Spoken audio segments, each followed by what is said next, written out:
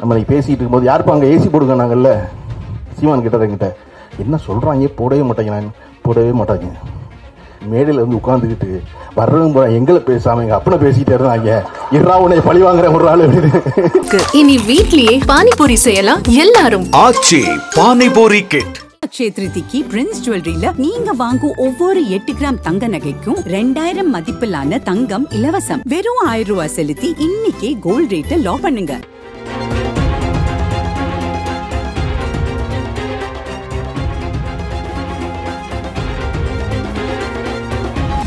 ₹9 நோட்டுன்னு ஒரு படம்.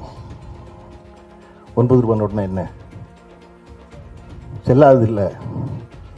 அப்படித்தான் ரொம்ப நாள் எடுத்தேன். நண்பர் தான் சொன்னேன், அப்படி இல்லைடா, இந்திய நாணய அமைப்பில் மொத்தம் ₹9 நோட்டு இருக்கான். ₹1, ₹2, ₹5, ₹10, ₹20, ₹50, ₹100.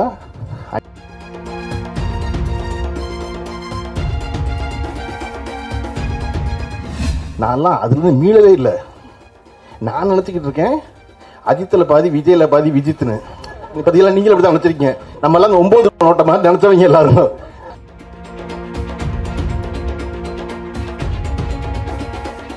தம்பி பிரமாதமாக பெரிய நடிகன் ஆயிடுவான். அவன் தம்பி அதோட பெரிய நடிகன் ஆயிடுவான். ஆனதுக்கப்புறம் என்ன செய்வாங்க தெரியுமா? தங்கர் பிரச்சனை கீழே உட்கார வச்சுருவாங்க.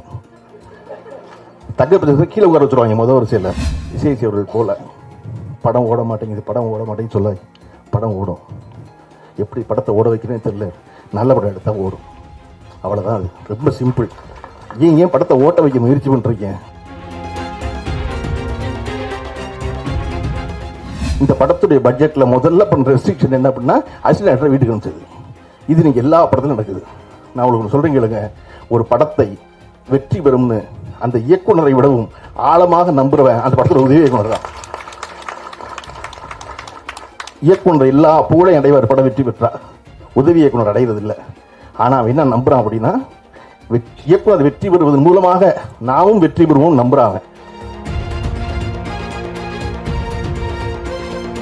தமிழ் யார் பேசினாலும் அவங்க அழகா தெரிவாங்க. இவர் பேசினா தமிழ் அழகா தெரியும். இயக்குனர் திரு கரு பழனியப்பன் அவர்களை அன்போடு பேச அழைக்கிறேன்.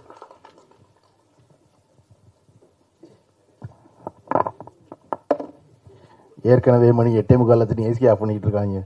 இதில் ஆள் பேர் சொல்லி சீமான் வேற 2 பக்கம் எட்டி பார்க்கறது எத்தனை தரடா மிச்சம் இருக்கு அப்படின்னு.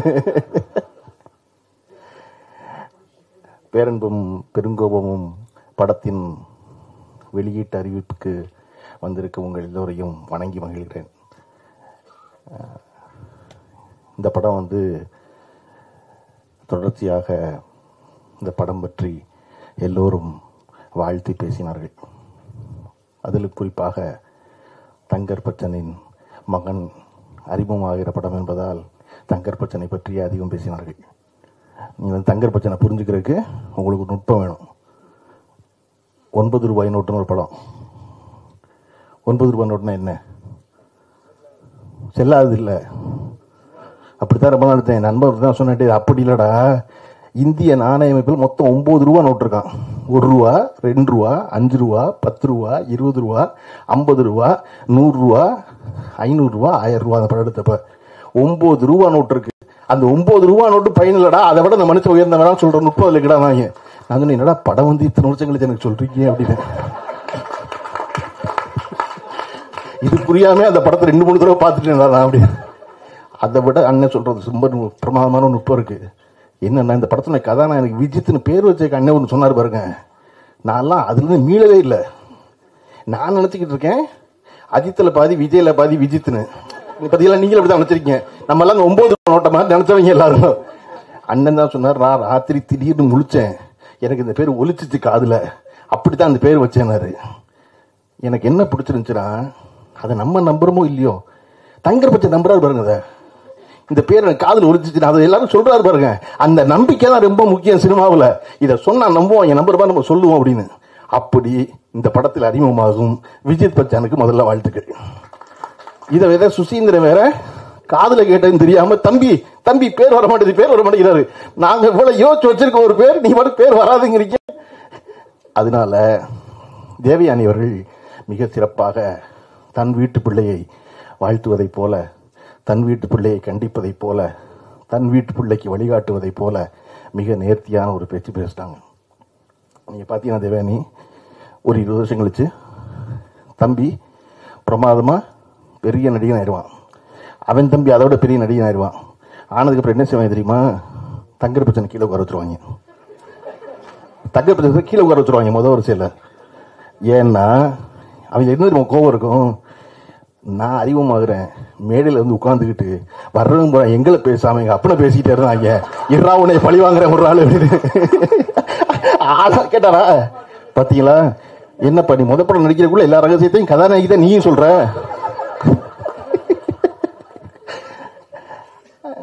இந்த படத்தினுடைய இயக்குனர் சிவபிரகாஷ் அவர்கள் என் அலுவலகத்தில் நான் இருந்த நாட்களை விட அதிக நாட்கள் இருந்தவர். நான் போறனோ இல்லையா அலுவலகத்தில் இருப்பார். அது அவர் ஒரு நுட்பமான ஒரு அரசியல் தேர்ந்தவர்.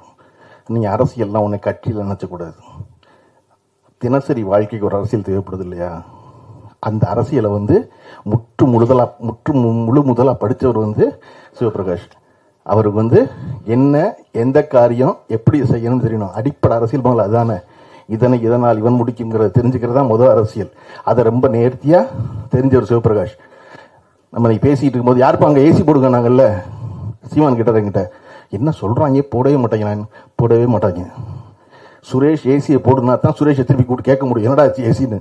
நீங்கள் பொதுவாக யாருப்பா அங்கே சாம்பார் கொண்டு வானா சாம்பார் கடைசி வரை பந்திக்கு வரவே வராது. அந்த மாதிரி நம்ம ஆள் குறிப்பிட்டு சொல்லணும்.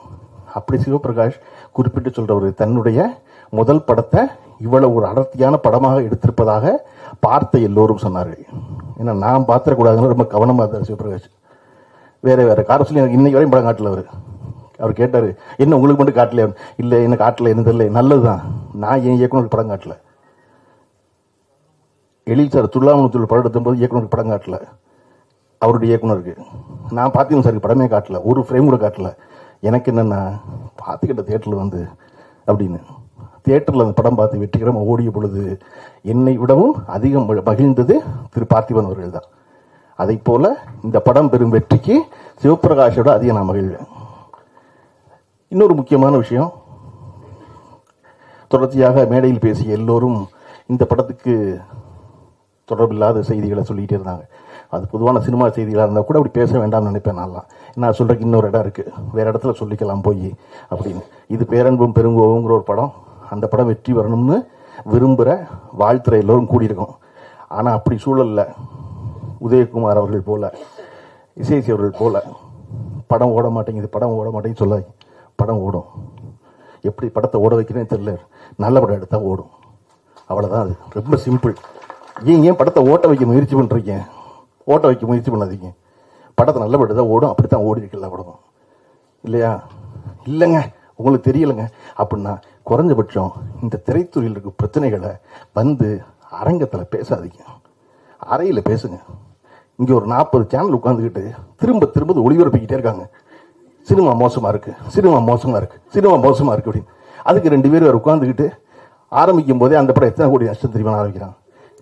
நான் சொல்கிறேங்க இல்லைங்க, திருக்குறளில் உள்ளியது எய்தல் எளிதும்பர் வள்ளுவர். நீ மனசில் நினைக்கிறீங்களா? அதை எய்தது எளிது, உள்ளியது எய்தல் எளிது, மண் மற்றும் தன் உள்ளியது உள்ள பெரின்.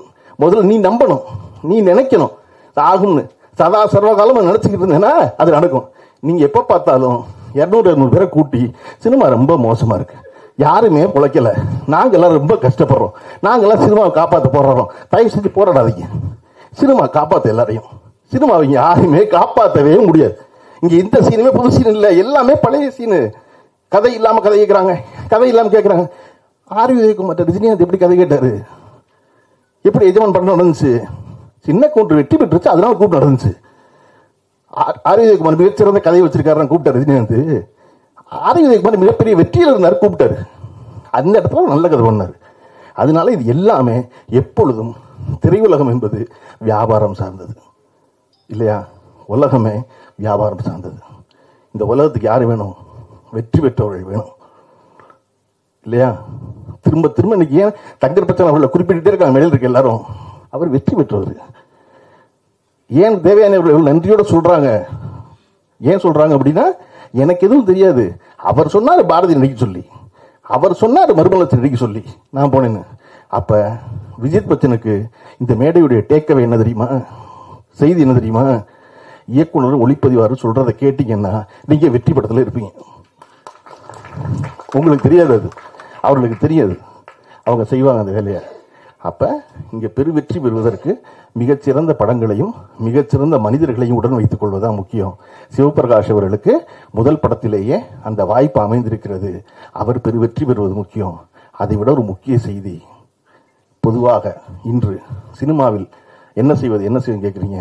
சினிமாவில் ஒரு பெரிய ஒரு விஷயம் நடந்துகிட்டே இருக்கு.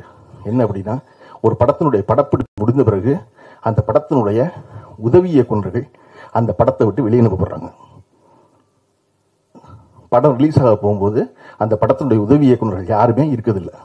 என்னுடைய இயக்குனர் அவருடைய படத்தில் எனக்கு பேர் போடும்போது உதவிய இயக்குனர்னு போட்டார் பார்த்திபன். அவன் டைரக்டர் தான், இந்த படத்தில் அசிஸ்டண்டா வேலை செய்யறான், அவ்வளவுதான். உதவி இயக்குனர்னு பேர் போட்டாரு. அதை போல ஒரு படத்துல வேலை செய்யும் போது இன்றைக்கு இருக்க சூழல்ல படம் முடிஞ்ச உடனே படம் வெளியாகிறது இல்லை, தாமதமாகுது. அந்த நேரத்தில் முதல்ல செலவை குறைக்கிறவங்க கண்டுபிடிச்சிருக்க வழி உதவி இயக்குனர் அனுப்பிச்சிடுறது. சிவபிரகாஷ் இந்த ஒரு வாரம் இந்த படத்தினுடைய இந்த முன்வெளியிட்டு ஆரம்பிக்கும் போது சகல வேலையும் ஒரு தனி மனிதனாக பார்க்க வேண்டிய கட்டாயம் இருந்ததுக்கான காரணம், இந்த படத்துடைய பட்ஜெட்ல முதல்ல பண்ண ரெஸ்ட்ரிக்ஷன் என்ன பண்ணா அசிஸ்டன்ட் வீட்டுக்கு அனுப்பிச்சது. இது நீங்க எல்லா படத்திலும் நடக்குது. நான் உங்களுக்கு சொல்றேன் கேளுங்க, ஒரு படத்தை வெற்றி பெறும்னு அந்த இயக்குனரை விடவும் ஆழமாக நம்புறவன் அந்த படத்துல உதவி இயக்குனர் தான். இயக்குனர் எல்லா புகழையும் அடைவார், படம் வெற்றி பெற்றா. உதவி இயக்குனர் அடைவது இல்லை. ஆனா அவன் என்ன நம்புறான் அப்படின்னா, இயக்குனர் வெற்றி பெறுவதன் மூலமாக நாமும் வெற்றி பெறுவோம் நம்புறாங்க. அவனை வச்சுக்கிறதுனால ஒன்னும் இந்த தமிழ் சினிமா நட்டப்பட்டுறது.